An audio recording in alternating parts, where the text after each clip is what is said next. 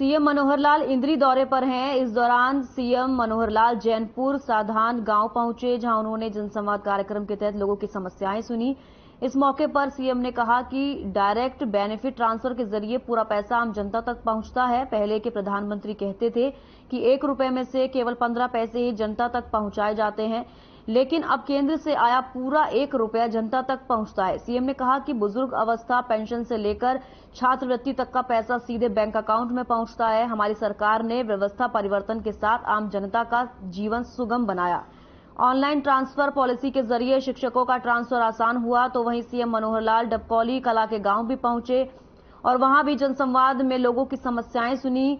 साथ ही सीएम ने गांव के ग्राम ज्ञान केंद्र का उद्घाटन किया। सीएम ने इस मौके पर 25 करोड़ की लागत से बनी 73 किलोमीटर लंबी सड़कों का शिलान्यास किया।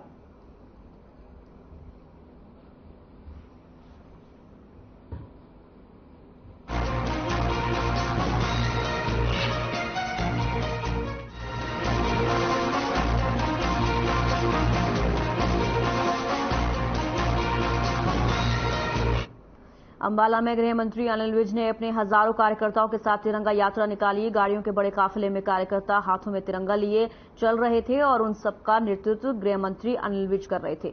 एक खुली गाड़ी में हाथों में तिरंगा लिए विज भारत माता के जय घोष लगाते अंबाला छावनी के मुख्य बाजारों से निकले, जहां जगह जगह जनता ने फूल बरसाकर विजय का स्वागत किया। इस दौरान विरोधियों पर निशाना साधते हुए विज ने कहा कि विरोध करना प्रजातंत्र का हिस्सा है, लेकिन दुश्मनों के साथ मिलकर गद्दारी करना दूसरी बात है। विज ने आरोप लगाया कि हमारे विपक्षी नेता चीन, पाकिस्तान और अन्य विरोधी देशों की भाषा बोलते हैं तो दुख होता है।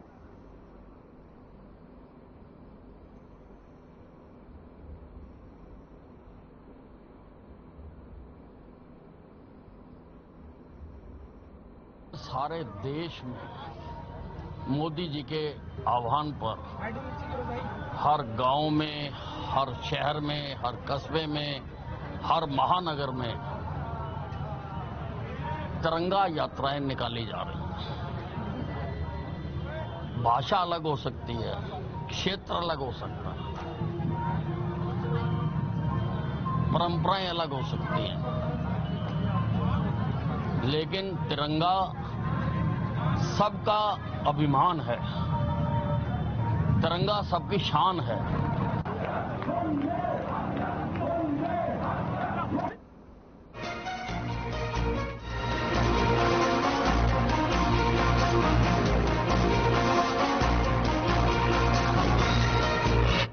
आजादी के अमृत महोत्सव एवं स्वतंत्रता दिवस के उपलक्ष्य में भारतीय जनता पार्टी द्वारा चलाए जा रहे तिरंगा यात्रा अभियान के तहत आज भाजपा कार्यकर्ताओं ने रतिया शहर में भव्य तिरंगा यात्रा निकाली। इस तिरंगा यात्रा में सिरसा लोकसभा सांसद सुनीता दुग्गल, बीजेपी जिला अध्यक्ष बलदेव सिंह गुरोहा, विधायक लक्ष्मण दास नापा सहित भाजपा के सैकड़ों कार्यकर्ता शामिल हुए। बता दें कि सभी कार्यकर्ता हाथों में तिरंगा लहराते हुए शहर के विभिन्न मार्गों से गुजरे और भारत माता की जय एवं वंदे मातरम के नारे लगाए। इस दौरान शहीदों के स्मारक की मिट्टी को कलश में भरकर इस तिरंगा यात्रा में शामिल किया गया, जो कि दर्शनीय एवं शोभा का केंद्र रही।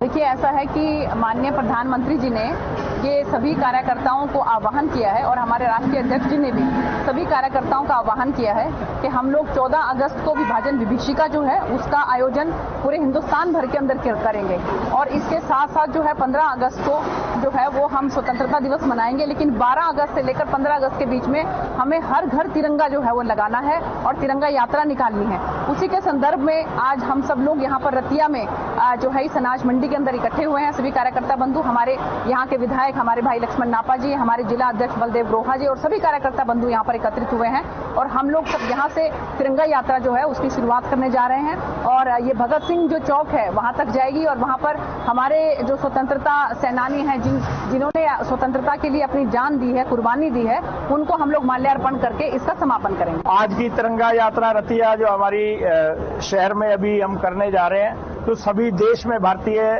जनता पार्टी का एक ये कि सभी हर घर तिरंगा लगे और एक सभी शहरों में, सभी गांवों में तिरंगा यात्रा निकाली जाए। उसी कड़ी में आज रतिया में ये यात्रा निकाली जा रही है। आज हम इसी शहर में, सारे शहर में पैदल घूमेंगे और माननीय हमारी सुनीता दुग्गल जी अभी पहुंच चुकी हैं और वो और हमारे जिला अध्यक्ष जी और कुछ हम मेरी माटी मेरा देश चल रहा है, जो शहीदों की हम जो उनकी मिट्टी हम लेके वहां हमारे कार्यकर्ता दिल्ली पहुंचेंगे।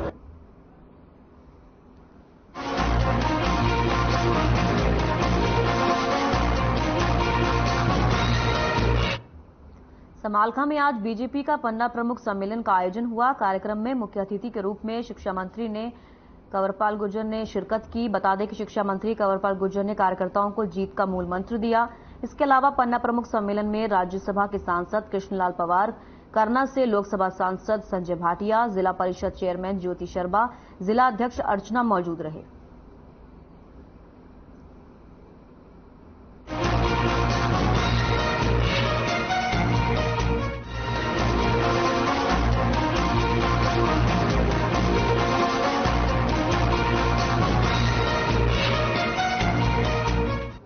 बीजेपी के प्रदेशाध्यक्ष ओम प्रकाश धनखड़ ने कांग्रेस पर जमकर हमला बोला है। बहादुरगढ़ की सब्जी मंडी में आयोजित पन्ना प्रमुख सम्मेलन में धनखड़ ने कहा कि कांग्रेस ने देश का विभाजन किया है। लोगों से भी उन्होंने कांग्रेस के कृत्यों को न भूलने की अपील की। धनखड़ ने कहा कि अब भारत विकास के पथ पर आगे बढ़ रहा है। उन्होंने दावा किया कि 2024 में फिर एक बार केंद्र में भाजपा की सरकार बनेगी। वहीं ओपी धनखड़ ने कांग्रेस और आम आदमी पार्टी पर मेवात में हिंसा करवाने का आरोप लगाया।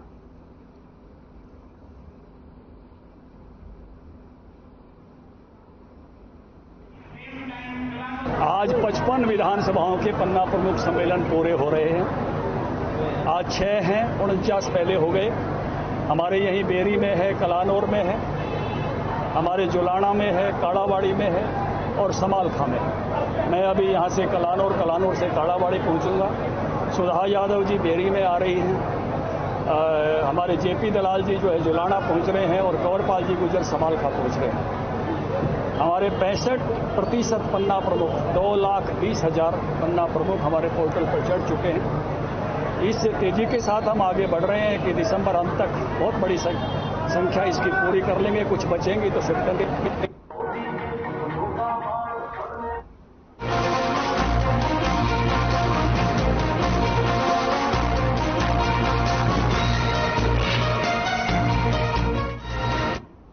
बात करते हैं फरीदाबाद जिले की, जहां आम आदमी पार्टी के नगर निगम चुनाव के कैंपेन कमेटी के चेयरमैन डॉक्टर अशोक तंवर फरीदाबाद पहुंचे, जहां कार्यकर्ताओं ने उनका जोरदार स्वागत किया। इस मौके पर अशोक तंवर की अध्यक्षता में सैकड़ों की संख्या में कार्यकर्ताओं ने आम आदमी पार्टी का दामन थामा। वहीं मीडिया से बातचीत करते हुए अशोक तंवर ने कहा कि लगातार आम आदमी पार्टी का कद बढ़ता जा रहा है और ये वो सेना है जो आने वाले समय में बीजेपी के पन्ना प्रमुखों के पन्ने फाड़ने का काम करेंगे।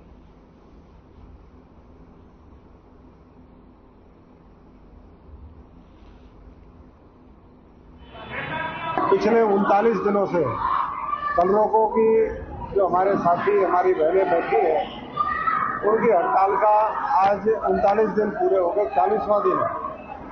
और हम सब जानते हैं कि आज हरियाणा के अंदर वैसे तो ये सरकार कहती है कि हम सबसे आगे हैं, लेकिन जो पंजाब है, दिल्ली है और जो विभिन्न प्रदेश है, आज भी जो हमारे कलर साथी हैं उनको हरियाणा के अंदर उन प्रदेशों से कम जो सैलरी है वो दे रहे हैं और इसी बात को लेकर के, मांग को लेकर के वो लंबे समय से बैठे हैं।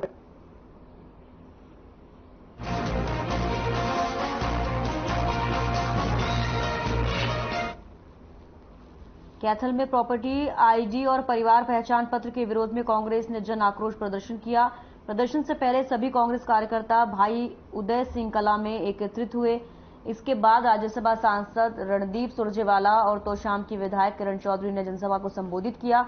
संबोधन के बाद रणदीप सुरजेवाला और किरण चौधरी की अगुवाई में भाई उदय सिंह कला से लेकर लघु सचिवालय तक पैदल मार्च निकाला। कांग्रेस कार्यकर्ताओं को संबोधित करते हुए किरण चौधरी ने कहा कि काठी की हांडी एक बार चढ़ती है, लेकिन प्रदेश के लोगों ने तो इस कहावत को भी बदल दिया। वहीं रणदीप सिंह सुरजेवाला ने कहा कि प्रॉपर्टी आईडी और परिवार पहचान पत्र को ठीक करवाने के लिए पहले तो हजारों रुपए की रिश्वत देनी पड़ती है।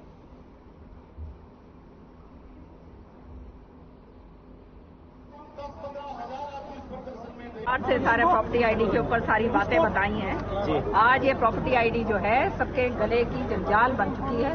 सारा का सारे शहर ग्रस्त हैं इससे, सारे दुखित हैं लोग और भ्रष्टाचार का आलम जबरदस्त है। आज अभी जैसे इन्होंने बताया भय भय भय और भय, यही हाल हो रहा है। जो काम होने चाहिए, जो सरकार का काम है विकास का, वो तो हो नहीं रहा है, लेकिन किस तरह से लोगों को परेशान किया जाए वो सरकार जरूर जो है नई नई नीतियां लेके आ रही है।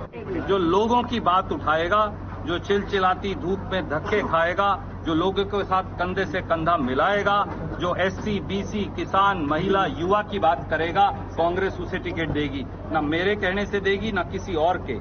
टिकट मिलेगी उसको जो सच्चा कांग्रेसी है और सच्चे कांग्रेसी।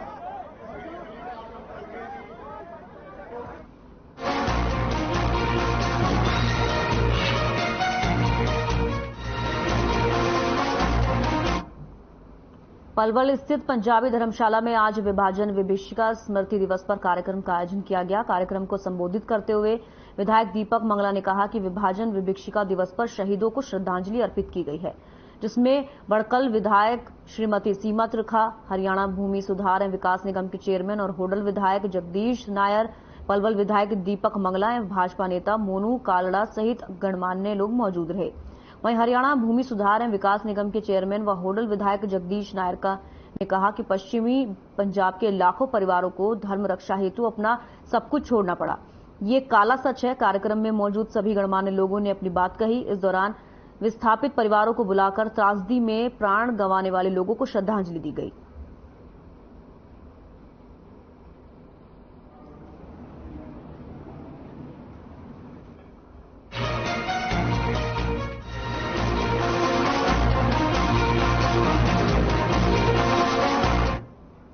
दो 2017 में फरीदाबाद को आवारा पशुओं से मुक्त जिला घोषित किया गया था और शहर के आवारा पशुओं को गौशालाओं में भेज दिया गया था, लेकिन इसके बाद नगर निगम आंख मूंद कर बैठ गया और अब आलम यह है कि फरीदाबाद में आवारा पशुओं का आतंक दिन प्रतिदिन बढ़ता जा रहा है और आए दिन आवारा पशुओं के लोगों को चोटिल करने की घटनाएं सामने आ रही हैं। बता दें कि मामला दिल्ली के बदरपुर से सटे फरीदाबाद के सेहतपुर इलाके का है, जहां एक गाय ने एक स्कूली बच्चे को बुरी तरह से रौंद दिया, जबकि दूसरी घटना नगला इलाके की है, जहां एक युवक रात को ड्यूटी करके घर लौट रहा था, तभी सांड और एक गाय ने उसकी बाइक में टक्कर मार उसे नीचे गिरा दिया और फिर सींगों से युवक पर हमला कर दिया, जिसके चलते युवक बुरी तरह से घायल हो गया। हमले में युवक की बाइक भी तहस नहस हो गई।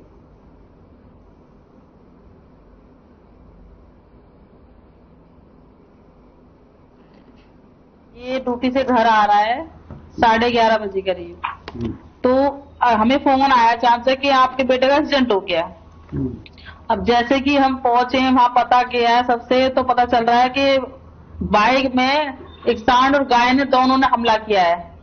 उसके बाद जैसे ये उठाया, उठने के बाद पड़े पड़े पे भी फिर दोबारा सांड ने फिर दोबारा इसको मार दिया पड़े पे, सीधा वो सींग उसके अंदर घुस गया। इतनी लापरवाही हो रखी है, बहुत ज्यादा। तो क्या कहेंगे कि हमारा पशु लगातार एक के बाद एक किसी को, बच्चे को या रोज का काम है, रोज का काम, बच्चों के पीछे भागते हैं, बाइकों के पीछे भागते हैं, गाय भागती हैं। इतनी लापरवाही नगर निगम वालों की कि इसमें ये नहीं है कि रात में मतलब पशु कहाँ बैठे हैं, किसी को भी हमला कर रहे हैं। इंसान से ज्यादा तो खतरनाक जानवर हो रखे हैं इस टाइम।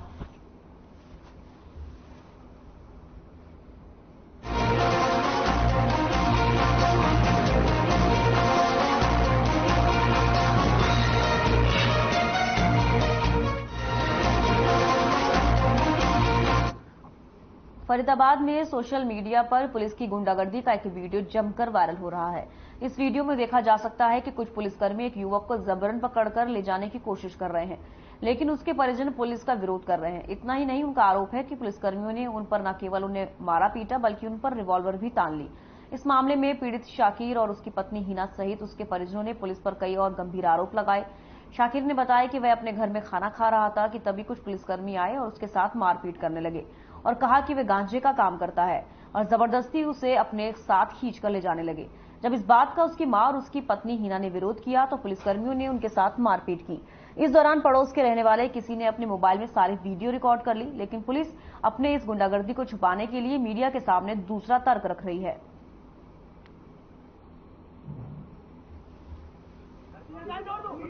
बात पे हुआ था कि हमारा लड़का घर में सोया हुआ था।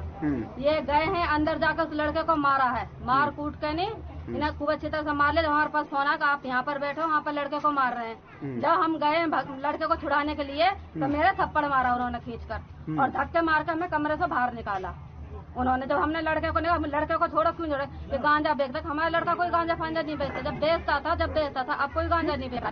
कोई मामला नहीं था जी, मैं घर में रोटी खा रहा था, आता था मेरे में लात मारी है, आती मेरे ये पूछ रहे तुम तू गांजे का काम करता है, गांजा कहाँ? मैं पीता हूँ खाली, पीने वाला जो मेरा गांजा था 2-4 कली वो मिलाया इनको और कोई बात नहीं। जब मेरे को यहाँ से घसीट के ले जा रहे हैं, जब मेरी घरवाली आई है मेरे पास तो घरवाली में भी थप्पड़ हाथापाई करी है। फिर मेरी फैमिली आई है, फिर फैमिली ने मुझे छुड़ाने की कोशिश करी, क्यों मार रहे हो उसे, तो गन निकाल लिए, गन निकाल के खुलेआम बिल्कुल एकदम इंचार्ज साहब ने गोली बिल्कुल मतलब हमारे सामने दिखा दी है। ऐसा है, हमारे पास गुप्त सूचना मिली थी कि अहमद नाम का लड़का शराब बेचता है, गांजा बेचता है। मैं और प्रवीण कुमार एसपीओ मौके पर पहुंचे तो वहां पर अहमद नाम का लड़का मिला नहीं। उसके बाद में सागिर नाम के 2 लड़के, दोनों भाई हैं, वो आपस में झगड़ा कर रहे थे। वहाँ झगड़ा करने छूट-छुटा किया तो वहाँ उनके परिवार के आसपास के लोग इकट्ठा हो गए और बीच बचाव करते समय ये हुआ।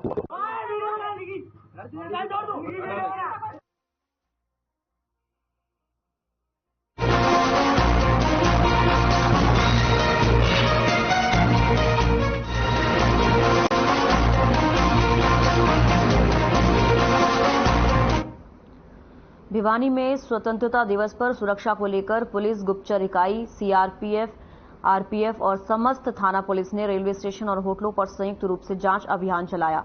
साथ ही संदिग्ध गाड़ियों और सवारियों की भी चेकिंग की। दरअसल स्वतंत्रता दिवस पर सुरक्षा में खलल पैदा न हो, इसके लिए सभी जांच एजेंसियों ने मिलकर अभियान चलाया। जांच एजेंसी का नेतृत्व कर रहे सब इंस्पेक्टर उमेद कुमार ने बताया कि स्वतंत्रता दिवस के व्यापक तैयारियां चल रही हैं। उन्होंने बताया कि सुरक्षा में कोई खलल न हो, उसके लिए जांच का कार्य शुरू किया गया है। उन्होंने बताया कि सभी होटलों की भी जांच की गई है।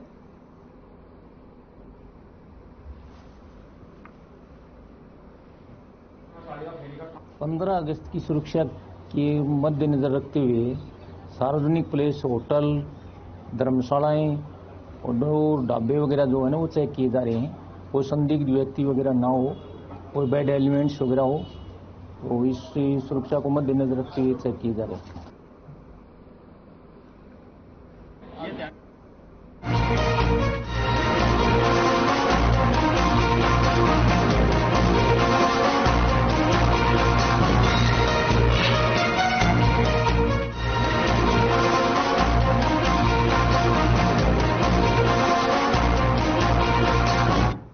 खबर कालांवाली से है, जहां हरियाणा पंजाब की जत्थेबंदियों और सैकड़ों लोगों ने मृतिका अमृतपाल कौर के पक्ष में थाना बाड़ागुड़ा के सामने टेंट लगाकर थाने का घेराव किया।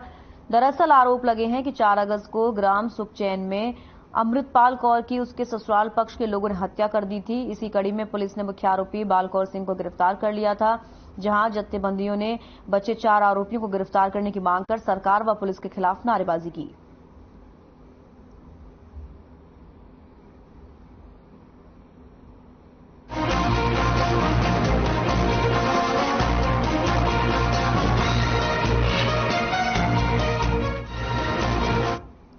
जाखल के नई बस्ती से सवारियों से भरा ऑटो का पातड़ा शहर की तरफ जाते समय खानेवाल गांव के पास संतुलन बिगड़ने से नाले में गिर गया।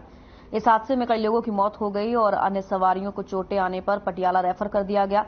खबरों के मुताबिक जाखल वार्ड नंबर 9 और 10 की नई बस्ती से 10 महिलाओं ने पातड़ा शहर के खाटू श्याम मंदिर जाने के लिए रवाना हुए, लेकिन खानेवाल गांव के पास ऑटो का संतुलन बिगड़ने के कारण सड़क से कई फुट नीचे बह रहे नाले में गिर गया, जिसके कारण 3 महिलाओं की मौत हो गई। जांच अधिकारी जयप्रकाश ने बताया कि 5 बच्चे व 10 महिलाओं सहित ड्राइवर पातड़ा की तरफ जा रहे थे और संतुलन बिगड़ने के कारण ये घटना घटित हुई।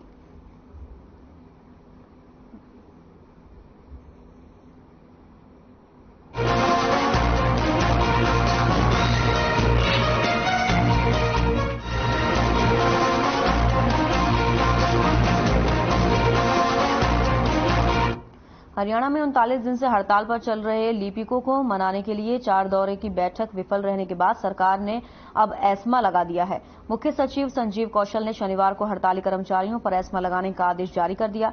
इससे बेपरवाह लिपिक एसोसिएशन ने आंदोलन जारी रखने का ऐलान कर दिया, जिससे टकराव के हालात बन गए। प्रदेश में लिपिक 5 जुलाई से हड़ताल पर हैं और हड़ताल कर्मचारी पर सरकार काम नहीं तो वेतन नहीं का नियम पहले ही लागू कर चुकी है। हड़ताल को तोड़ने के लिए सरकार ने अब एस्मा लगाया है। इसके तहत कोई भी सरकारी कर्मचारी हड़ताल में शामिल नहीं हो सकता।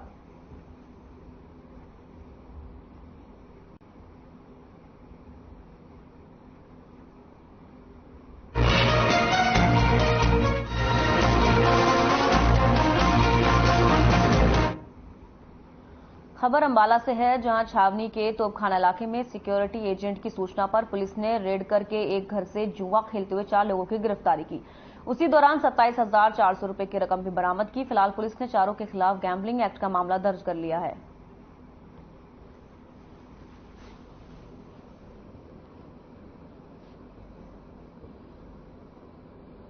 अंतर्गत आता है, वहां पर जो तोपखाना पुलिस को सूचना मिली थी कि घर में जुआ खेला जाए, वहाँ पुलिस पार्टी ने रेड की और 5 आदमियों को जुआ खेलते काबू किया।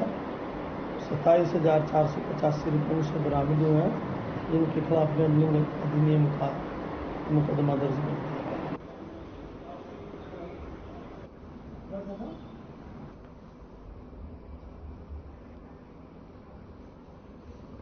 खबर अंबाला से है, जहां छावनी के तोपखाना इलाके में सिक्योरिटी एजेंट की सूचना पर पुलिस ने रेड करके एक घर से जुआ खेलते हुए 4 लोगों की गिरफ्तारी की है।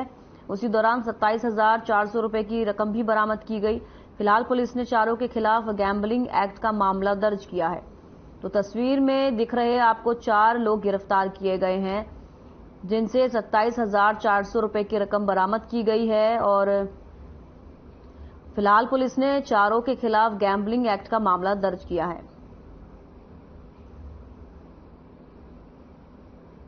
तो सिक्योरिटी एजेंट की सूचना पर इन चारों को गिरफ्तार किया गया, जिनके पास से 27,400 रुपए की रकम भी बरामद की गई है।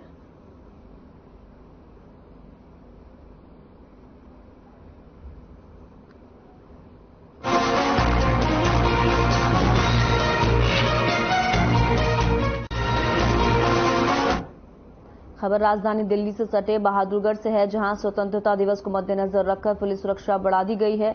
हरियाणा पुलिस और दिल्ली पुलिस मिलकर राजधानी दिल्ली की सीमाओं पर अपनी पैनी नजर रखे हुए है। संदिग्ध वाहनों की चेकिंग की जा रही है। इतना ही नहीं, हरियाणा पुलिस दिल्ली पुलिस के साथ कोऑर्डिनेशन करके राजधानी दिल्ली की तरफ जाने वाले सभी कच्चे पक्के रास्तों पर नाकाबंदी करे हुए है, जिसके बारे में डीएसपी धर्मवीर सिंह ने बताते हुए कहा कि हरियाणा पुलिस और दिल्ली पुलिस के करीब 6 थानों के अधिकारियों की कोऑर्डिनेशन मीटिंग दिल्ली के जाफरपुर थाने में हुई थी, जहां ये तय किया गया कि दोनों जगह की पुलिस आपसी कोऑर्डिनेट कर रही है और कड़ी सुरक्षा सुनिश्चित करेगी, जिस वजह से रात के समय भी पुलिस ने पेट्रोलिंग बढ़ा दी। साथ ही डीएसपी धर्मवीर सिंह ने मकान मालिकों से अपने किराएदारों की पुलिस वेरिफिकेशन कराने की बात भी कही।